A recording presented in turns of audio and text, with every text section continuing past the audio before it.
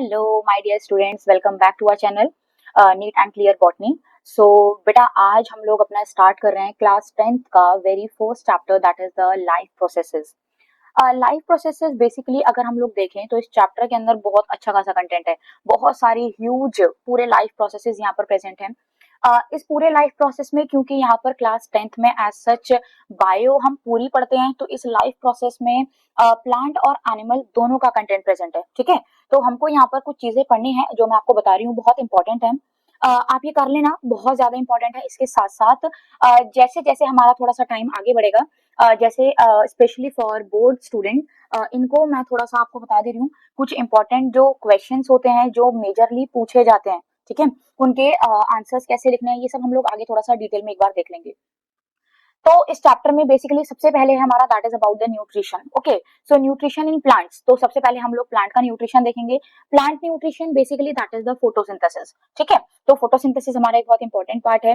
क्या क्या होते हैं, इसका रोल क्या है, ये सब मैं आपको बताऊंगी। एनसीईआरटी में क्या क्या चीजें लिखी हुई हैं उसको हम लोग फॉलो करते हुए आगे अपने नोट्स बनाएंगे और इससे अपना चैप्टर कंप्लीट करेंगे। इसके बाद हमारा डाइजेस्टिव सिस्टम। ठीक है, next one that is the respiratory system, respiration both in plant and animal. तो जो एनिमल का रेस्पिरेशन है दैट इज थोड़ा सा अच्छा खासा, बाकी प्लांट रेस्पिरेशन एज सच कुछ भी नहीं है उसके अंदर, दो तीन चार वर्ड्स हैं बस, वो लिखवा देंगे और कुछ है नहीं उसमें। नेक्स्ट है हमारा दैट इज द ट्रांसपोर्टेशन, बहुत इंपॉर्टेंट है transportation in case of the animals as well as plant. ठीक है, तो एनिमल के केस में हम लोग पूरा ब्लड देखेंगे, ब्लड वेसल्स देखेंगे, as well as pumping organ heart पढ़ेंगे। ठीक है, और प्लांट के केस में जाइलम फ्लोएम का पूरा ट्रांसपोर्टेशन कैसे होता है इसको हम लोग डिटेल में समझेंगे। लास्ट टॉपिक है हमारा that is about the excretion. तो एक्सक्रीशन श्योरली जो एनिमल्स हैं उसके अंदर एक इंपॉर्टेंट रोल प्ले करता है। जो यहाँ पर प्लांट्स है, प्लांट्स का एक्सक्रीशन बहुत ही सिंपल सा है, तो उसको हम लोग स्टार्ट करेंगे। ठीक है, तो आज हम लोग बेटे स्टार्ट कर रहे हैं अपना that is about the nutrition. तो न्यूट्रिशन में यहाँ पर सबसे पहले लाइफ प्रोसेस होता क्या है। ठीक है, life process what is basically, आप लोग समझते क्या हो कि जो लाइफ प्रोसेस है वो क्या है। So life process can be defined as all of the basic function. ठीक है, किसी भी लिविंग ऑर्गेनिज्म को अपनी लाइफ को मेंटेन करने के लिए कुछ लाइफ प्रोसेसेस की रिक्वायरमेंट होती है, जस्ट लाइक डाइजेशन हो गया, रेस्पिरेशन हो गया, एक्सक्रीशन हो गया, लोकोमोशन हो गया, मेटाबॉलिज्म हो गया, कंट्रोल कोऑर्डिनेशन हो गया। तो ये सारी चीजें हमारी होती हैं, these are all are the life process. अगर कभी ऐसा होता है कि आपको 1 मार्क के कोई क्वेश्चन में एमसीक्यूज में अगर आपको कुछ पूछ लिया जाए कि ऐसा कौन सा लाइफ प्रोसेस है जो किसी भी इंडिविजुअल के लिए बहुत ज्यादा इंपॉर्टेंट नहीं है, जिसके बिना कोई लिविंग ऑर्गेनिज्म आराम से सर्वाइव कर सकता है, दैट इज द रिप्रोडक्शन। ठीक है, तो नॉर्मली अगर हम डाइजेशन देखें तो विदाउट डाइजेशन कोई लिविंग ऑर्गेनिज्म सर्वाइव नहीं करेगा। Same with respiration, same with excretion. तो अगर रिप्रोडक्शन नहीं होगा तो उसके बिना कोई भी इंडिविजुअल सर्वाइव कर सकता है। ठीक है, तो यही हमारे बहुत छोटे छोटे सिंपल सिंपल से टॉपिक हैं। इसके बाद में हमारा है ऑटोट्रॉफ है, हेटरोट्रॉफ है, ये क्या होते हैं, इनके मैं कुछ आपको टाइप्स भी बताऊंगी, कौन कौन से टाइप्स होते हैं। अमीबा के अंदर 3 मार्क का क्वेश्चन आता है कि एक्सप्लेन द जो पूरा डाइजेशन होता है, कैसे अमीबा फूड को इनटेक करता है। ठीक है, तो फूड इनटेक करने का जो कंप्लीट प्रोसेस है, ये सारा हम लोग यहाँ पर इस चैप्टर के अंदर देखेंगे। ठीक है, तो हेडिंग डालते हैं हम लोग that is about the life processes. Okay, तो सबसे पहले हम लोग यहाँ पर हेडिंग डालते हैं that is the life processes,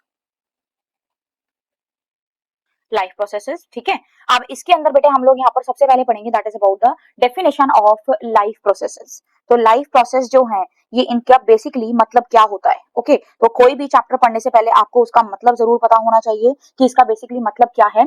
यहाँ पर that life process it is defined as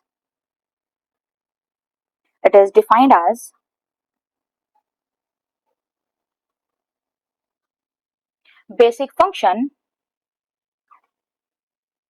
performed by living organism performed by living organism in order to maintain their life on earth, in order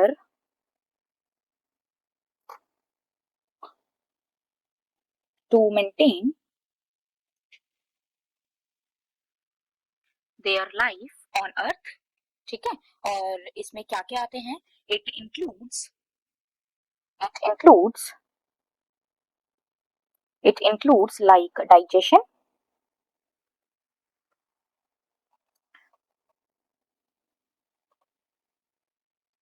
respiration, excretion, metabolism, locomotion, etc. Okay, so जितने भी हमारे life process है, मैंने यहाँ पर reproduction नहीं लिखा है, तो रिप्रोडक्शन हमारा एक इंपॉर्टेंट लाइफ प्रोसेस नहीं होता है, ठीक है। लाइफ प्रोसेस बेसिकली हम लोग यहाँ पर बात करते हैं जिसके बिना कोई भी लिविंग ऑर्गेनिज्म सर्वाइव नहीं कर सकता। रिप्रोडक्शन के बिना आराम से सर्वाइवल पॉसिबल है, तो उसको हम लोग यहाँ पर इंपॉर्टेंट लाइफ प्रोसेस में इंक्लूड नहीं करेंगे। बट हाँ, रिप्रोडक्शन एक बहुत इंपॉर्टेंट वेरिएशन कॉज करने में, पॉपुलेशन को इंक्रीज करने में हेल्प करता है, ठीक है। ना इसके बाद बेटे आपको एक टर्म पता होगी, that is about the metabolism. क्या किसी बच्चे को ये मालूम है कि मेटाबॉलिज्म होता क्या है? Metabolism is basically the sum total of all the chemical reaction occurring inside the body. किसी भी इंडिविजुअल के अंदर जितनी भी केमिकल रिएक्शंस हो रही हैं, अगर सारी केमिकल रिएक्शन को आप प्लस कर दो, उनको ऐड कर दो, तो वो जो हमारा एक मतलब एक प्रोसेस बनेगा, उसको हम लोग मेटाबॉलिज्म बोलते हैं, ठीक है।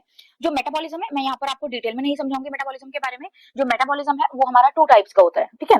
तो एक है हमारे यहाँ पर metabolism, metabolism is equal to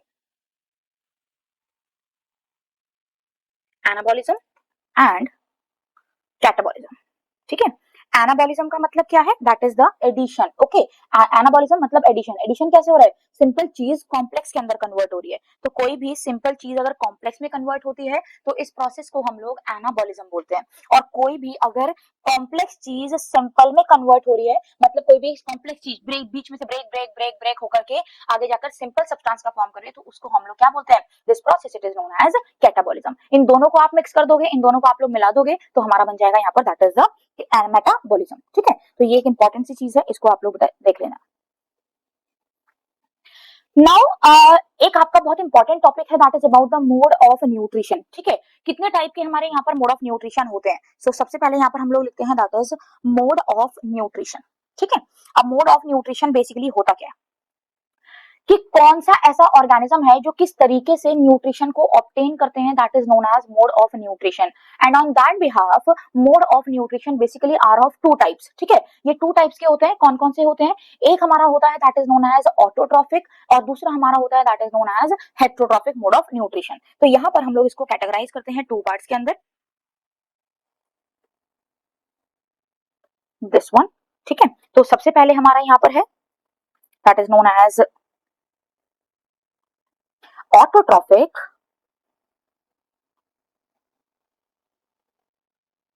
और दूसरा हमारा है that is known as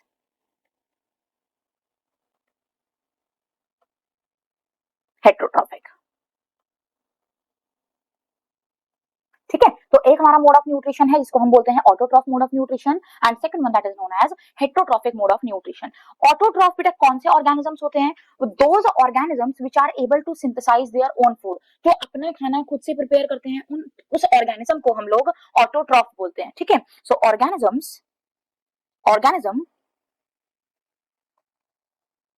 which synthesize their own food, which synthesize their own food by the process of photosynthesis, ठीक है, by the process of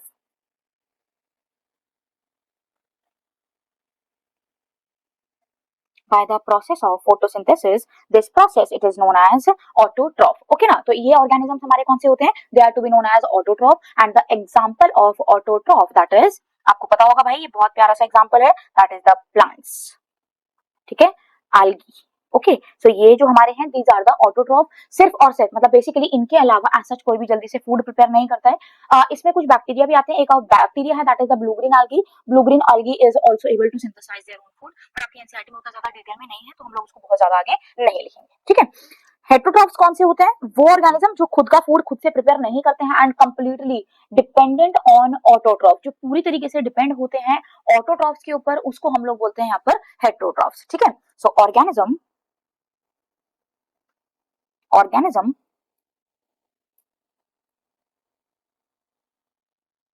which do not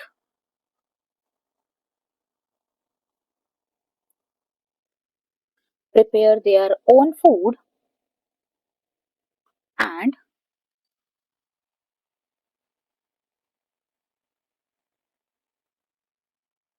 complete depend on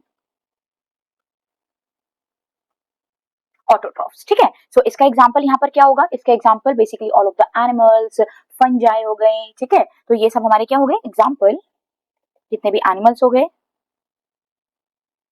fungi हो गई, ठीक है, जितने भी प्रोटोजोअन्स हो गए, ये सब क्या करते हैं, कोई भी फूड प्रिपेयर नहीं करता है, सारे के सारे ऑर्गेनिजम्स ऑटोट्रॉफ के ऊपर डिपेंड होते हैं फूड हैबिट्स के लिए, ठीक है। नाउ मैं आपको कुछ टर्म्स और लिखवा रही हूँ। ये जो ऑटोट्रॉफ होते हैं basically autotroph they are also of two type, ठीक है। इसमें सिर्फ मैं टर्म्स लिखवा रही हूँ, आपको डिटेल में नहीं बताऊंगी। क्यों नहीं बताएंगे, क्योंकि यहाँ पर इसके बारे में बहुत ज्यादा पूछा नहीं जाता है। सो ये बेसिकली हमारे टू टाइप्स के होते हैं। एक हमारे यहाँ पर होते हैं, they are to be known as photo autotrophs,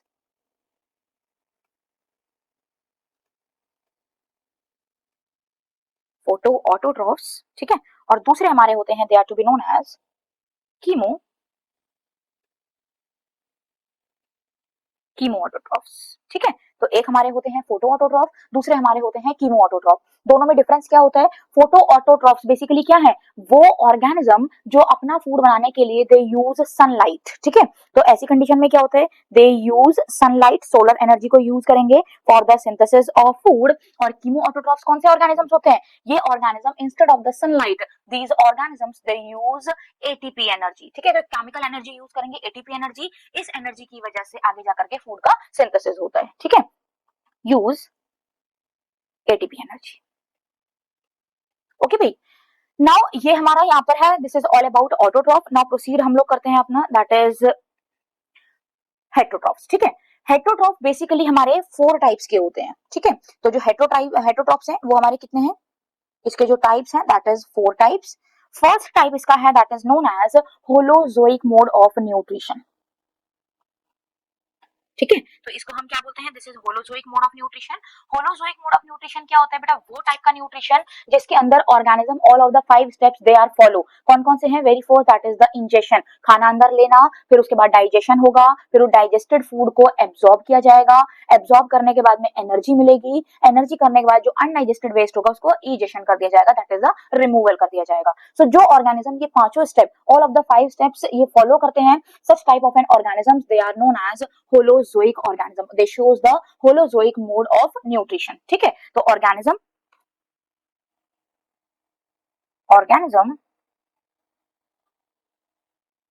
followed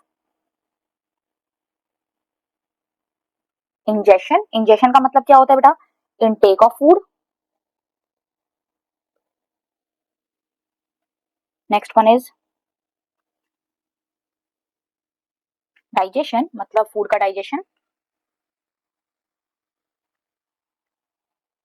digestion of food, next one absorption, that is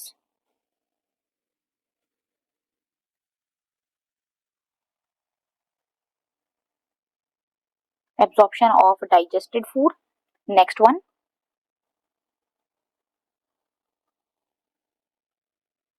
assimilation, that is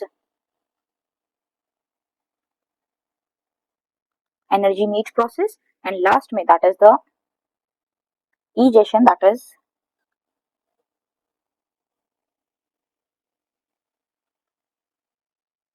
removal of undigested food, ठीक है। सो जो ऑर्गेनिज्म ये पांचों स्टेप फॉलो करता है, उस टाइप के ऑर्गेनिज्म को हम लोग क्या बोलते हैं, such organism they are to be known as holozoic mode of nutrition. और इसका एग्जांपल यहाँ पर क्या होगा, example of holozoic that is humans, ठीक है। ह्यूमंस हो गए, इसके साथ साथ अमीबा, ठीक है भाई। चलो नेक्स्ट है हमारा यहाँ पर, that is the second type known as saprophytic mode of nutrition.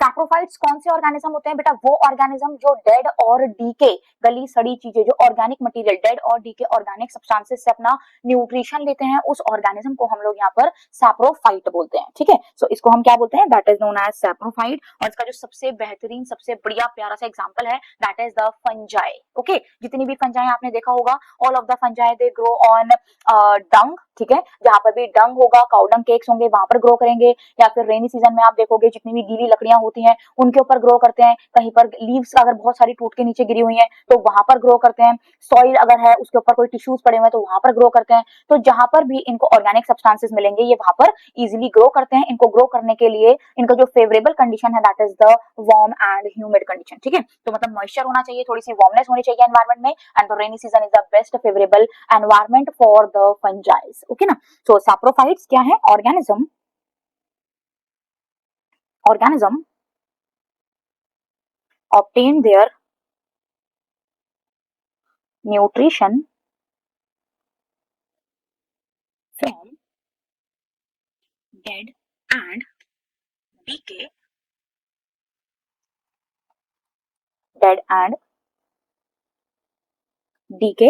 Materials, ठीक है, और ऑर्गेनिक मैटर।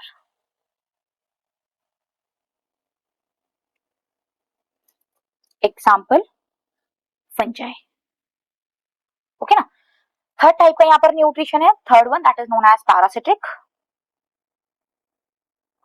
पैरासिट्स बेटा कौन से होते हैं? बेटा वो ऑर्गेनिजम्स होते हैं जो किसी भी लिविंग ऑर्गेनिज्म, किसी भी होस्ट के या तो ऊपर रहकर या फिर अंदर रहकर उनसे न्यूट्रिशन ऑब्टेन करते हैं, ठीक है।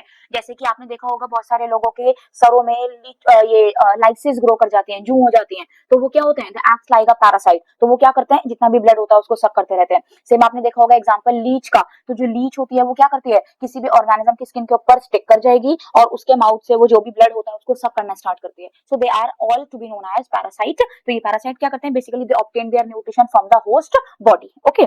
सो from the host body organism obtained their nutrition from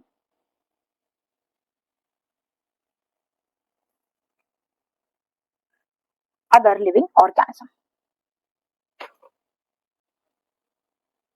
from other living organism। and example इसके क्या क्या है यहाँ पर?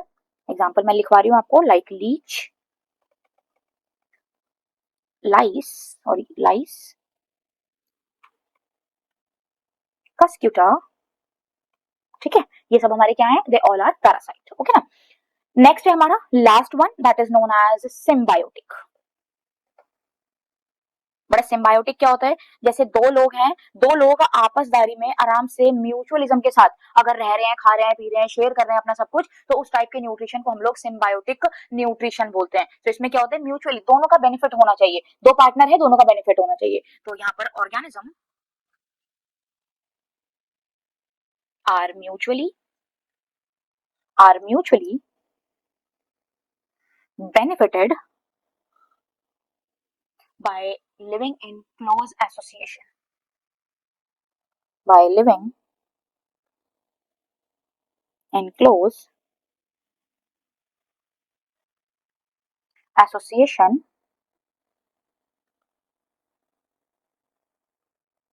with each other, ठीक है। इसका एक एग्जांपल बता रही हूँ आपको, बहुत बढ़िया सा एग्जांपल है। Example that is lichens, okay. अब ये जो लाइकेन है इसके अंदर कौन कौन होते हैं? दो ऑर्गेनिज्म, एक यहाँ पर प्रेजेंट है ब्लू ग्रीन एल्गी, ठीक है, एक यहाँ पर प्रेजेंट है ब्लू ग्रीन एल्गी और दूसरी यहाँ पर प्रेजेंट है फंजाई, ठीक है। दोनों देखो किस तरीके से यहाँ पर ये न्यूट्रिशन ऑब्टेन करते हैं। मैं आपको एक बहुत बढ़िया सा बताती हूँ। लेट सपोज करना है इसको यहाँ पर, ठीक है। सपोज ये रही कोई एक फंजाई, ठीक है। लेट सपोज ये कोई एक यहाँ पर हमारी फंजाई है, ठीक है। अब ये जो फंजाई है, इस फंजाई का रोल क्या होता है? यहाँ सॉइल में से जो वाटर है और जो न्यूट्रिएंट्स हैं उनको एब्जॉर्ब करना, ठीक है। तो वाटर क्या करा है इसने? वाटर न्यूट्रिएंट एब्जॉर्ब कर लिया सॉइल से। ये यहाँ पर क्या है? दीज आर द राइजोइड की हेल्प से ये क्या करते हैं? वाटर को, न्यूट्रिशन को ऑब्टेन करते हैं। अब लेट सपोज यहाँ पर कोई एक एल्गी ग्रो कर रही है, ओके। यहाँ पर सपोज कोई ब्लू ग्रीन एल्गी है जो यहाँ पर ग्रो कर रही है। अब इस ब्लू ग्रीन एल्गी में यहाँ पर होगा क्या? ये जो ब्लू ग्रीन एल्गी है, ठीक है, ये ब्लू ग्रीन एल्गी इसका मेन काम क्या होता है? ये फोटोसिंथेसिस करेगी, ठीक है। जब ये फोटोसिंथेसिस परफॉर्म करेगी तो इससे क्या बन जाएगा? यहाँ पर फूड का फॉर्मेशन होगा। तो ये जो फूड यहाँ पर बन रहा है, ये फूड जो ब्लू ग्रीन एल्गी है वो खुद भी यूज करेगी, इसके साथ साथ this food is also used by this fungi, ठीक है। तो ये जो फंजाई है ये इस फूड को यूज करेगी। तो यहाँ पर फंजाई का बेनिफिट हो गया कि उसको आराम से बिगर बनाया, कोई टेंशन नहीं, उसको कुछ नहीं, आराम से प्रिपेयर्ड फूड उसको मिल रहा है। और जो यहाँ पर ये फंजाई के साथ में आपको एल्गी दिख रही है, ये एल्गी को जो यहाँ पर ये हमारी फंजाई है, this fungi it will provide shelter, ठीक है, इसको ये शेल्टर प्रोवाइड कर रही है। इसके साथ साथ ये जो वाटर और न्यूट्रिएंट है ये भी इस ब्लू ग्रीन algae को आराम से प्रोवाइड करते हैं, ठीक है। तो दोनों का म्यूचुअल बेनिफिट हो गया, एक ने प्रोवाइड करा फूड, दूसरे ने प्रोवाइड करा वाटर शेल्टर, तो दोनों का काम चल गया, दोनों एक साथ रहते हैं। इस पूरी कैटेगरी को हम लोग क्या बोलते हैं, this is known as lichens, ठीक है। तो इस प्रोसेस को हम क्या बोलते हैं, this is known as lichen. I hope this is very much clear to each and everyone. अगर बेटा आपको ये समझ में आया हो about the lichens, then please comment, okay. आप यहाँ पर कमेंट सेक्शन में एक बार कमेंट करके बताना कि आपको ये कैसा लगा, गॉट इट। चलो नेक्स्ट हम लोग प्रोसीड करते हैं, that is the mode of nutrition in single celled organism. बहुत बहुत बहुत इंपॉर्टेंट है, ठीक है। सो यहाँ पर हेडिंग डालते हैं हम लोग, that is mode of nutrition, mode of nutrition in single celled organism, in single celled organism, ठीक है। देखो बेटा अब इसके अंदर यहाँ पर होता क्या है, mode of nutrition in single celled organism, इसके अंदर हम लोग यहाँ पर पढ़ेंगे अबाउट अमीबा, ठीक है। तो अमीबा के बारे में हम लोग यहाँ पर पढ़ेंगे, इसका कैसे अमीबा अपना फूड को इनटेक करता है।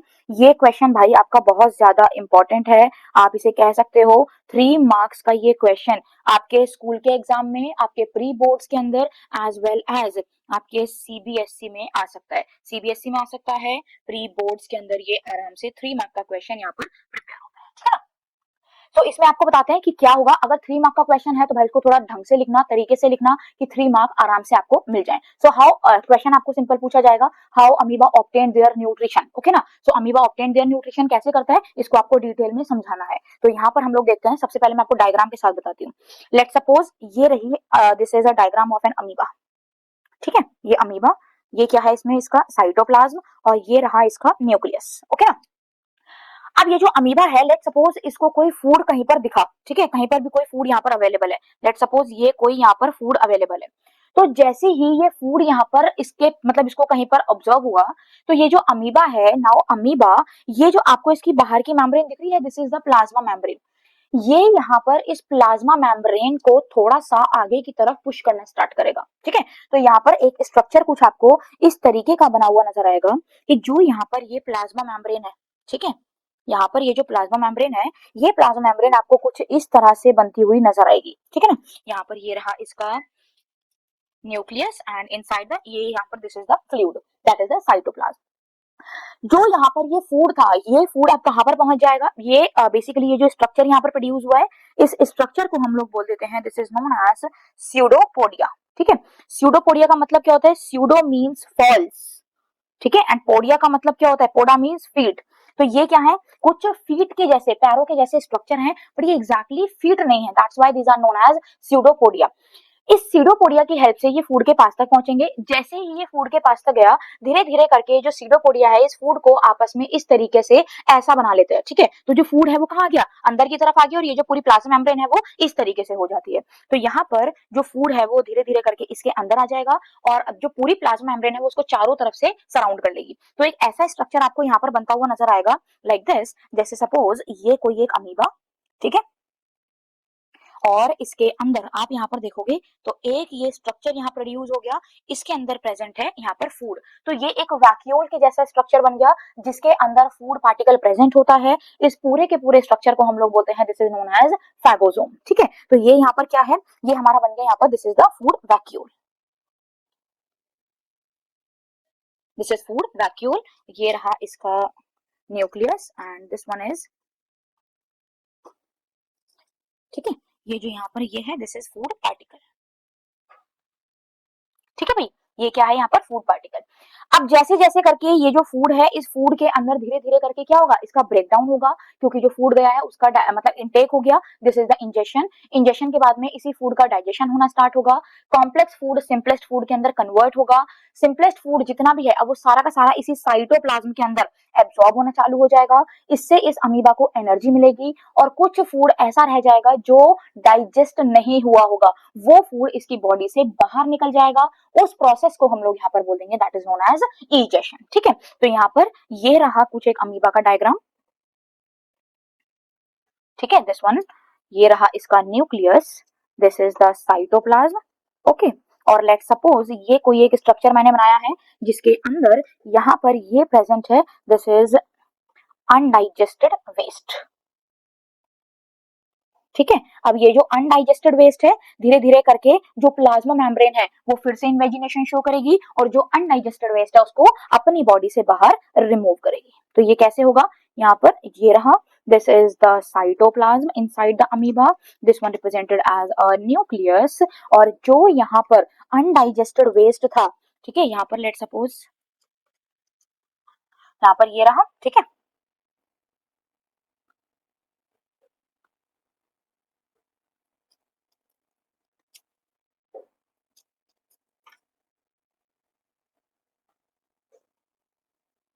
ओके ना। सो यहाँ पर जो ये फूड प्रेजेंट है, ये फूड यहाँ इसके अंदर जाएगा और धीरे धीरे करके लास्ट में आप अगर देखोगे तो इसकी बॉडी से जो फूड है वो बाहर निकल जाएगा।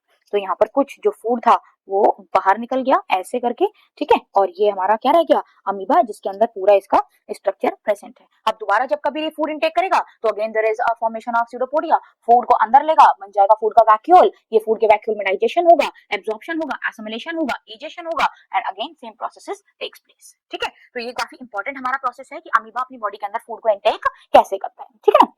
सो इसमें हम लोग यहाँ पर लिख लेते हैं कि न्यूट्रिशन अमीबा का कैसे होता है।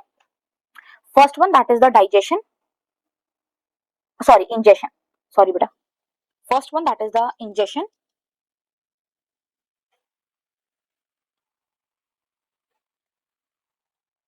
इंजेशन में क्या होता है,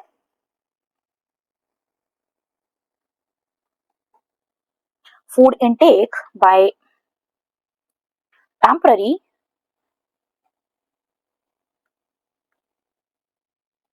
finger like projection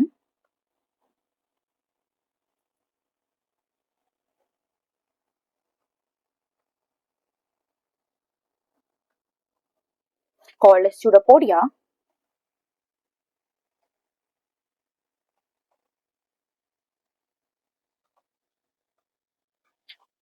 fuse with food particle and form food vacuole, ठीक है। तो यहाँ पर क्या बन गया, फूड का वैक्यूल बन गया। सेकंड प्रोसेस हमारा क्या होगा, that is the digestion.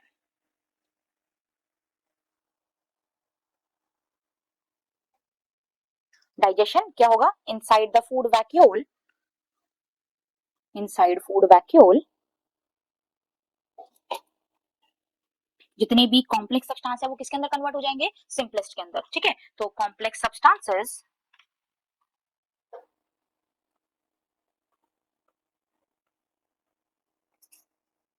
Broken into simpler one, ठीक है। थर्ड हमारा प्रोसेस क्या होगा, that is known as absorption.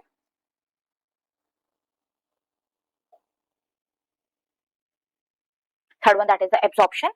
Absorption में क्या होगा, absorbed food utilise to meet energy requirement, sorry but एक सेकंड, ये तो एसिमिलेशन होता है ना।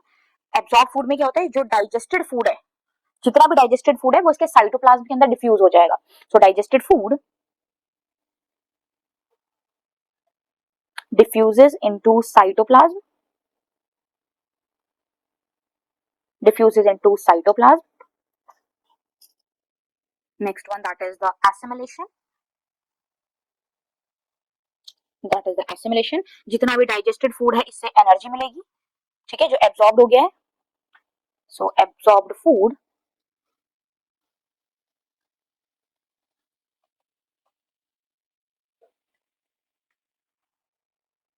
Utilise to meet energy requirement.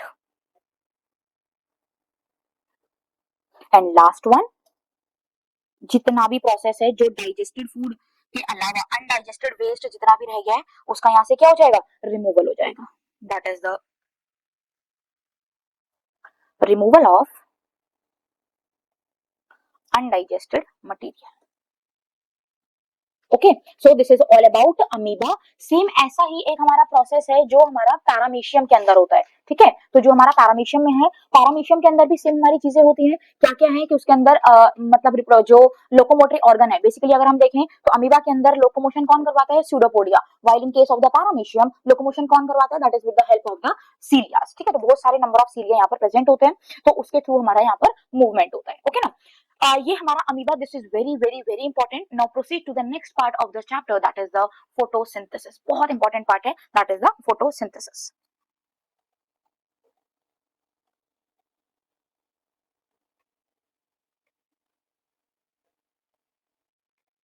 Okay, तो फोटोसिंथेसिस बेसिकली क्या होता है, आई थिंक आपको सबको इसकी डेफिनेशन तो पता होगी, that is the process of the synthesis of organic substances और ऑर्गेनिक फूड।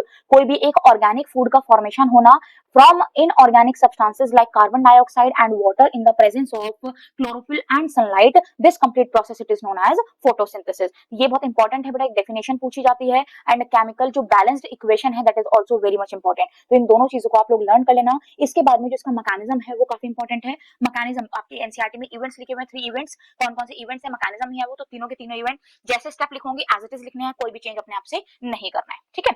सो नेक्स्ट हम लोग यहाँ पर डेफिनेशन लिखते हैं इसकी, that is the process of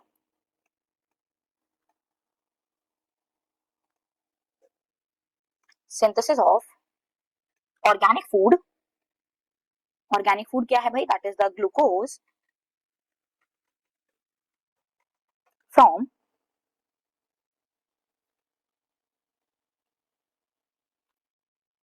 inorganic substances like carbon dioxide and water in the presence of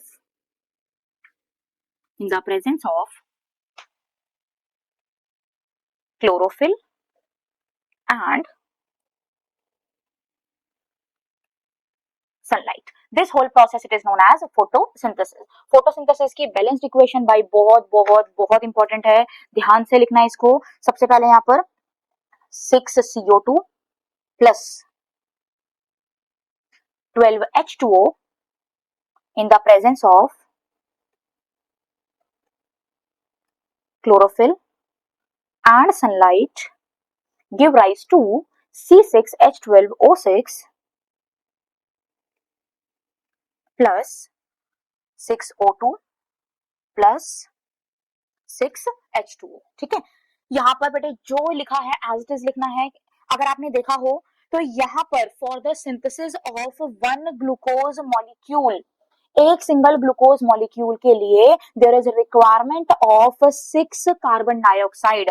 तो 6 carbon dioxide की रिक्वायरमेंट होती है for the synthesis of one glucose molecule, और यही ग्लूकोज मॉलिक्यूल यहाँ फोटोसिंथेसिस का सबसे इंपॉर्टेंट फूड प्रोडक्ट होता है, ठीक है। बहुत इंपॉर्टेंट है बेटे, इसको बहुत अच्छे से लर्न करना। कोई भी गलती नहीं होनी चाहिए कि क्या लिख रहे हो। कभी कभी जो न्यूमेरिकल्स होते हैं, ये नंबर्स हैं, 6 की जगह 12 लिख दिया, 12 की जगह 6 लिख दिया, ऐसा नहीं है। ये बैलेंस्ड है, केमिकली प्रूवन है, तो यही आपको पूरी की पूरी फोटोसिंथेसिस की रिएक्शन लिखनी है, ठीक है। जो बैलेंस्ड इक्वेशन है ये आपको पूरी तरीके से आनी चाहिए। नाउ जो प्लांट्स हैं वो कार्बन डाइऑक्साइड ऑब्टेन कहाँ से करते हैं भाई, बहुत बड़ा मुद्दा है ये कि जो प्लांट्स हैं वो कार्बन डाइऑक्साइड को ऑब्टेन कहाँ करते हैं, ठीक है, कहाँ से किया जाता है। So plants obtain carbon dioxide, और ये मैं बना रही हूँ यहाँ पर भाई बहुत सारे क्वेश्चन मार्क, ठीक है। तो प्लांट अपना जो कार्बन डाइऑक्साइड है उसको ऑब्टेन कहाँ से करते हैं। बेसिकली अगर आप यहाँ पर देखो तो लेट्स सपोज ये रहा कोई एक प्लांट, ठीक है भाई, ये इसके अंदर यहाँ लीव्स वगैरह हैं सपोज कोई कोई, तो ये जो लीव्स होती हैं, इन लीव्स की जो सबसे आउटर मोस्ट लेयर होती है उसको हम लोग एपिडर्मिस बोलते हैं। एपिडर्मिस में प्रेजेंट होते हैं छोटे छोटे बिल्कुल माइन्यूट पोर लाइक स्ट्रक्चर, बहुत ही छोटे पोर लाइक स्ट्रक्चर प्रेजेंट होते हैं। इन पोर लाइक स्ट्रक्चर को हम लोग स्टोमेटास बोलते हैं। तो कभी अगर आपको क्वेश्चन पूछा जाए कि प्लांट कार्बन डाइऑक्साइड ऑब्टेन कहां से करते हैं, then surely they obtain their carbon dioxide from stomatas. And stomata कहां पर प्रेजेंट होते हैं, they are present on the leaf epidermis, जो लीफ की सबसे आउटर मोस्ट लेयर होती है उसके ऊपर प्रेजेंट होते हैं minute pore like structure, and these pores they are known as stomatas, ठीक है। तो यहाँ पर ये क्या हुआ, दैट इज इसका आंसर क्या होगा भाई? They obtained carbon dioxide from stomata. ठीक है, ये कहां से ऑब्टेन करते हैं? स्टोमेटा से ऑब्टेन करते हैं। मैं आपको एक डायग्राम बनाकर दिखा रही हूँ, स्टोमेटा का डायग्राम बेसिकली होता कैसा है। ठीक है, तो जो स्टोमेटाज हैं उनके अंदर तीन स्ट्रक्चर प्रेजेंट होते हैं। एक यहाँ पर सबसे आउटर मोस्ट में these are the subsidiary cell, फिर गार्ड सेल्स प्रेजेंट होते हैं और सेंटर में प्रेजेंट होता है that is the stomatal pore और स्टोमेटल अपर्चर। ठीक है, तो यहाँ पर ये जो गार्ड सेल्स होते हैं, these guard cells they are basically bean shape structure. ठीक है, ये बीन शेप जैसे होते हैं, they are bean shape. Okay, तो ये हमारे गार्ड सेल्स हैं। गार्ड सेल्स ये यहाँ पर बाहर कुछ ऐसे स्ट्रक्चर प्रेजेंट हैं, these are known as subsidiary cells. Okay, तो यहाँ पर एक बार लेबलिंग कर लेते हैं हम लोग। ये जो सबसे बाहर है इसको हम लोग क्या बोलते हैं? They are known as subsidiary cells, these are guard cells. ठीक है, और ये जो सेंटर में पोर है इसको क्या बोलते हैं? That is known as stomatal pore. ठीक है, ये जो गार्ड सेल्स आपको यहाँ नजर आ रहे हैं, इन गार्ड सेल्स के अंदर यहाँ पर क्लोरोफिल के मॉलिक्यूल्स प्रेजेंट होते हैं। ठीक है, तो यहाँ पर ये क्या है? This is chlorophyll molecule.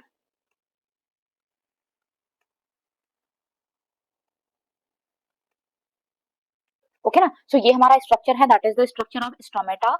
अगर हम लोग किसी डाइकॉट प्लांट की बात करें तो डाइकॉट प्लांट के अंदर, ठीक है, अगर हम लोग कहीं बात करते हैं डाइकॉट प्लांट की,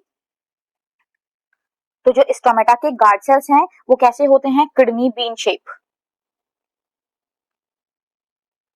ठीक है, वो किडनी बीन शेप के होते हैं। और अगर हम किसी मोनोकॉट की बात करें, अगर हम किसी मोनोकॉट की बात करें तो जो यहाँ पर गार्ड सेल्स होते हैं वो कैसे होते हैं? They are dumbbell shape.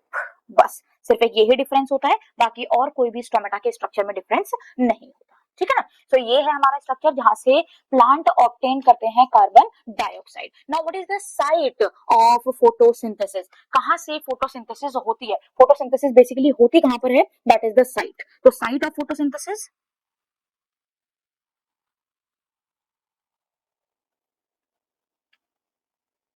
Site of photosynthesis कहां से होती है भाई? जो भी जितने भी ग्रीन पार्ट्स होते हैं प्लांट के, ठीक है, लाइक लीव्स हो गए, सबसे इंपॉर्टेंट तो लीव्स हैं। इसके अलावा जब प्लांट यंग स्टेज में होता है तो उसको न्यूट्रिशन ज्यादा चाहिए होता है, और आपने देखा होगा कि जो स्टेम होती है वो भी ग्रीन कलर की नजर आती है। तो जो यहाँ पर फोटोसिंथेसिस होगी वो कहाँ कहाँ पर होगी? जो ग्रीन कलर के पार्ट होते हैं basically leaves and young green stem. Okay, तो कहाँ पर होगी? जो साइट ऑफ फोटोसिंथेसिस है basically it occurs in green part of plant like leaves, young stem। ठीक है, इन दोनों जगहों पर क्या होता है? क्लोरोप्लास्ट प्रेजेंट होगा। क्लोरोप्लास्ट होगा तो क्लोरोफिल मॉलिक्यूल होंगे जिसकी वजह से फोटोसिंथेसिस बहुत ही इजीली हो सकती है। ठीक है ना, क्लोरोप्लास्ट का आई थिंक आप लोगों को सबको डायग्राम पता होगा कि क्लोरोप्लास्ट का स्ट्रक्चर होता कैसे है। एक बार मैं आपको बता देती हूँ कि जो क्लोरोप्लास्ट है उसका पूरा डायग्राम कैसा होता है।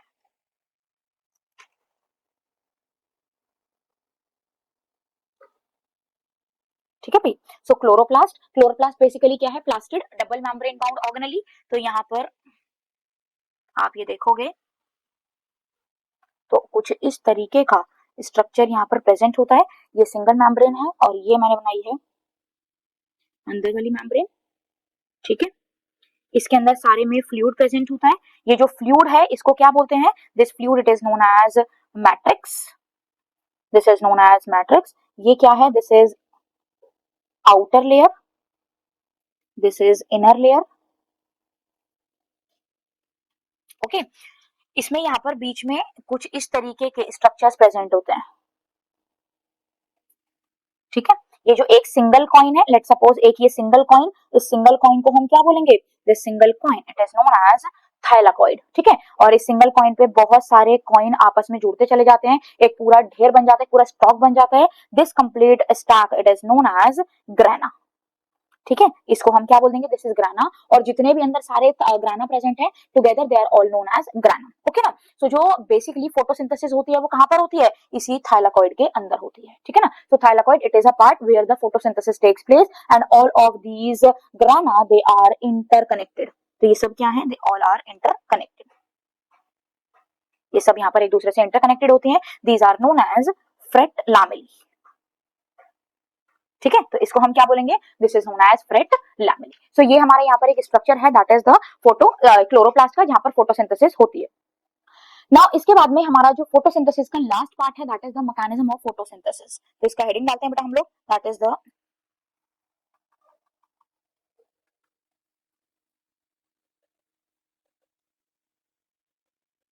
Mechanism of photosynthesis. इसके अंदर देखो होता क्या है, 3 स्टेप है, 3 पॉइंट है भाई, बहुत इंपॉर्टेंट है, इसको आप लोग लर्न कर लेना। मैं यहाँ पर ट्रिपल स्टार डाल के इसको इंपॉर्टेंट मार्क कर रही हूँ। This is very very important, आपके एग्जाम में ये पूछे जा सकते हैं, सेम सीबीएसई में भी पूछा जा सकता है एज वेल एज आपके प्री बोर्ड्स में, आपके स्कूल के बोर्ड्स में जो मॉक टेस्ट है, मंथली टेस्ट है, सबके अंदर आपके ये पूछे जा सकते हैं।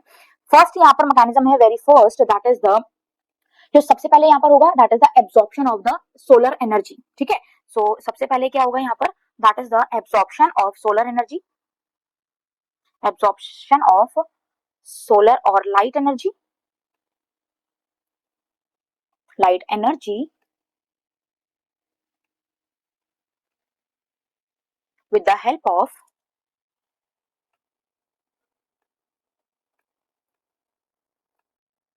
Chlorophyll molecule. तो जो क्लोरोफिल का मॉलिक्यूल है वो क्या करेगा, जो यहाँ पर एनर्जी है, सोलर एनर्जी आ रही है, इसको एब्जॉर्ब करेगा। मैं अभी आपको इसको बताती हूँ किस तरीके से करता है। सेकंड यहाँ पर क्या होगा, conversion of light energy into chemical energy, conversion of light energy into chemical energy. और केमिकल एनर्जी कौन सी होगी यहाँ पर, दैट इज द एटीपी। इसके साथ साथ क्या होगा, स्प्लिटिंग ऑफ वाटर। ओके, और जो लास्ट यहाँ पर होगा third point, that is reduction of carbon dioxide into carbohydrate.